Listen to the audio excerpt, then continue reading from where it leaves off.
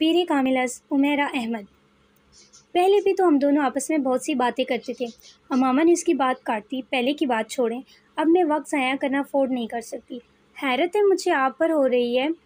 आप बिजनेसमैन होकर इतनी मैच्योर और इमोशनल सोच रखते हैं। आपको तो खुद बहुत प्रैक्टिकल होना चाहिए। असद कुछ बोल न सका। हम दोनों के दरमियान जो रिश्ता है वो हम दोनों जानते हैं। अब अगर आप मेरी प्रैक्टिकल अप्रोच को बेउल्तिफ़ाती, बेनियाजी, नाराज़ी समझें तो मैं क्या कर सकती हूँ? मैं आपके साथ यहाँ बैठी हूँ तो इसका मतलब यही है कि मैं इस रिश्ते को अहमियत देती हूँ, वरना कोई अजनबी तो इस तरह यहाँ मेरे साथ बैठकर चाय नहीं पी सकता। वो एक लम्हे के लिए रुकी। और जहाँ तक इस बात का ताल्लुक़ है कि आपके आने या ना आने से मुझे कोई फ़र्क पड़ेगा या नहीं, हकीकत यह है कि हम दोनों ही बहुत मसरूफ़ रहते हैं। हम मॉडर्न एज की पैदावार हैं। ना मैं कोई हीर हूँ, ना आप रांझे के कबीले से ताल्लुक़ रखते हैं कि मेरे लिए घंटों ये फ़रीज़ा सर अंजाम दें। सच यही है कि फ़र्क वाक़ई नहीं पड़ता कि हम दोनों मिलें या ना मिलें, बातें करें या ना करें। हमारा रिश्ता वही रहेगा जो अब है, या आपको लगता है कि इसमें कोई तब्दीली आ सकती है?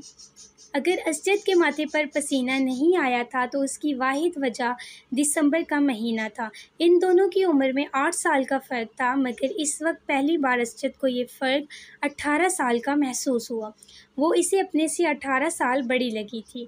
2 हफ्ते पहले वो 19 साल की हुई थी, मगर इस वक्त असजद को लग रहा था जैसे वो टीनएज से सीधी उथेड़ उम्री में चली गई थी और ख़ुद वो एक बार फिर प्री टीनएज में आ गया था।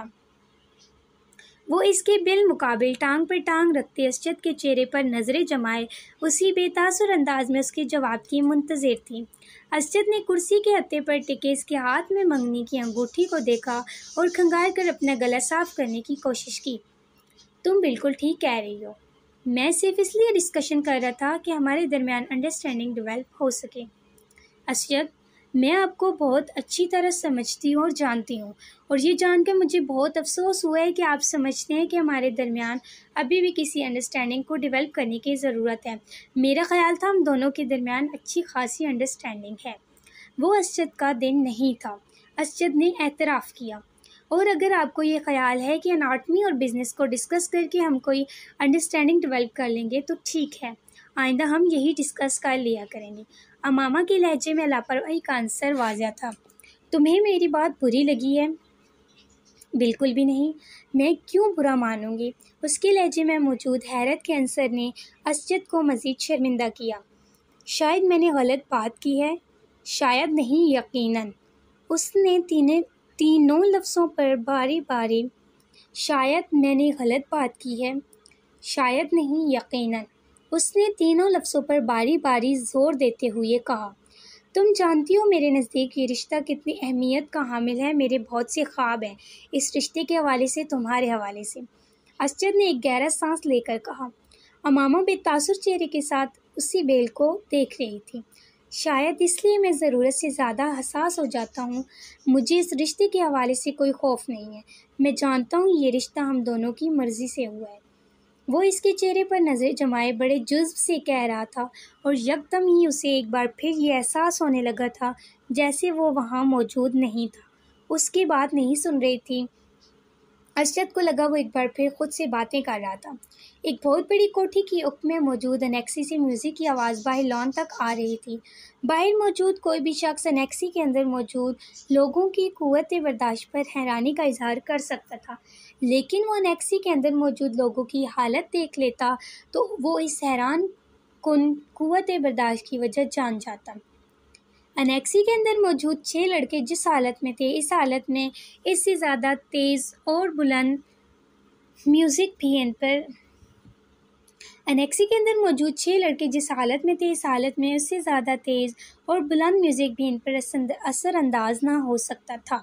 और जहाँ तक 7वें लड़के का ताल्लुक़ था, वो तो किसी ऐसी चीज़ से मुतासिर नहीं होता था। अनेक्सी का वो कमरा इस वक्त धुएं के मरगोलों और अजीब किस्म की बू से भरा हुआ था।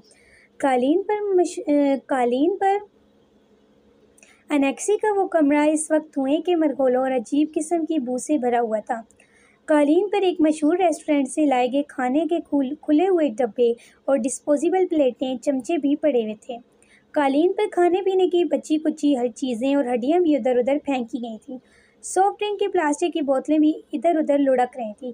केचप की बोतलों से निकलने वाली केचप कालीन को कुछ और बदनुमा बना रही थी। वो 7 लड़के इसी कालीन पर एक दूसरे से कुछ फासले पर विराजमान थे। इनके सामने कालीन पर बेर के खाली केन्स का एक ढेर भी लगा हुआ था और तफरीह का ये सिलसिला वहीं तक नहीं रुका था। इस वक्त वो इन ड्रग्स को इस्तेमाल करने में मसरूफ़ थे जिनका इंतज़ाम इनमें से एक ने किया था। पिछले 2 माह में वो तीसरी बार इस एडवेंचर के लिए इकट्ठे हुए थे और इन 3 मौके पर 4 मुख्तलिफ किस्म की ड्रग्स इस्तेमाल कर चुके थे। पहली बार उन्होंने वो ड्रग इस्तेमाल की जो उनमें से एक को अपने बाप की दराज से मिली थी। दूसरी बार उन्होंने जो ड्रग इस्तेमाल की थी वो उन्होंने अपने एक स्कूल फेलो के तवस्त से इस्लामाबाद के एक क्लब से ख़रीदी थी। और इस बार वो जो ड्रग इस्तेमाल कर रहे थे वो उन्होंने एक ट्रिप पर रावलपिंडी की एक मार्केट में एक अफ़गान से ख़रीदी थी। तीनों मौके पर उन्होंने इन ड्रग्स के साथ अल्कोहल का इस्तेमाल किया था जिसका असूल इनके लिए मुश्किल नहीं था। इस वक्त भी इन 7 लड़कों में से 6 लड़के पूरी तरह नशे में थे। इनमें से एक अभी भी कांपते हाथों के साथ ड्रग को सूंघने की कोशिश कर रहा था, जबकि 2 लड़के सिगरेट पीते हुए बाकी लड़कों के साथ टूटी फूटी गुफ्तगू कर रहे थे। सिर्फ 7वां लड़का मुकम्मल तौर पर होश में था। इस लड़के का चेहरा पिंपल यानी मुहासों से भरा हुआ था और उसके गले में मौजूद एक स्याह तंग डोरी में 3-4 तांबे की अजीब सी शक्लों के जेवरात परोए हुए थे। एल्विस प्रीस्ले स्टाइल की कॉलर्स वाली एक चेकर डार्क ब्लू शर्ट के साथ एक प्यूदर सी सुरमई जीन्स पहने हुए था जिसके दोनों घुटनों पर मैडोना का चेहरा पेंट किया गया था। उसने आंखें खोलकर अपने दाईं तरफ मौजूद लड़कों पर एक उचटती नज़र डाली। इसकी आंखें सुर्ख हो रही थीं मगर इस सुर्खी के बावजूद वो ऐसा कोई तासुर नहीं दे रही थी कि वो बाकी लड़कों की तरह मुकम्मल तौर पर नशे की गिरफ्त में था। चंद मिनट उन्हें देखने के बाद इसने सीधे होते हुए डिबिया में मौजूद बाकी ड्रग कोन में डाल दी और एक छोटे से स्ट्रॉ के साथ उसे सूंघने लगा। काफ़ी देर के बाद उसने स्ट्रॉ को एक तरफ फेंक दिया और अपने हाथ की पोर पर थोड़ी सी ड्रग रखकर ज़बान की नोक के साथ कुछ दिलचस्पी तजस्सुस मगर एहतियात के साथ उसे चखा। दूसरे ही लम्हे उसने बर्क रफ्तारी के साथ अपने बाएं जानिब थूका। ड्रग यकीनन बहुत अच्छी क्वालिटी की थी। उसकी आंखें अब पहले से ज़्यादा सुर्ख हो रही थी मगर अभी भी वो अपने होशो हवास में था। उसके चेहरे के तासुरात से अंदाज़ा हो रहा था कि वो अपनी सरगर्मी से कुछ ज़्यादा महजूज नहीं हुआ। 1-2 मिनट के बाद उसने अपने पास कालीन पर पड़े हुए बेयर के कैन से चंद घूंट लेते हुए ड्रग के जायके को साफ़ करने की कोशिश की। कैन रखने के बाद वो चंद मिनट तक कोन में मौजूद ड्रग को देखता रहा। दूसरे 6 लड़के इस वक्त तक नशे में पूरे धुत कारपेट पर ऊंधे सीधे पड़े थे मगर वो अब भी इसी तरह बैठा हुआ था। कैन में मौजूद बेयर के घूंट लेते हुए वो पुरसोच अंदाज में इन सबको देखता रहा। इसकी आंखें अब भी मतोरम हो रही थीं मगर इनमें मौजूद चमक बता रही थी कि वो अभी भी मुकम्मल तौर पर नशे में नहीं है।